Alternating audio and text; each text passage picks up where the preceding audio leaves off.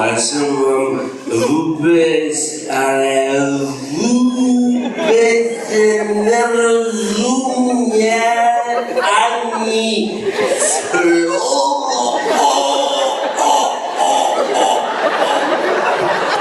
Je bere zase to. Ale pán mluví hrozně dobře česky. A moc hezký vlásky má pán. Můžu vyzkoušet pohladit pána po vláskách? Samozřejmě, posaďte se vedle mě, hodím vás do chrámu a můžete mě hladit, kde chcete. Dobrý. La. Oběhnu si auto ještě jednou la.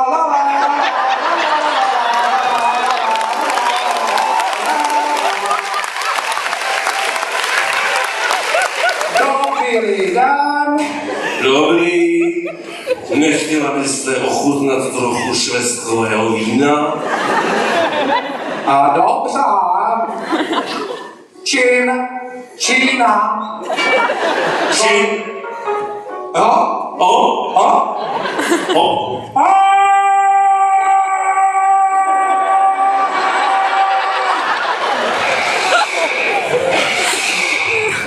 Co to bylo? To já sama nevím. Na zdraví. Glok.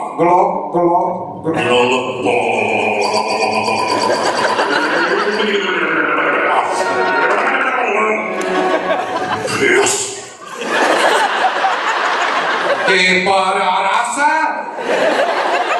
Pardon. Počkej. Plusce. Tak to si teda přiznám. A já ti teď za trest zaspívám jednu písničku. A pojedem přitom autem. Lo.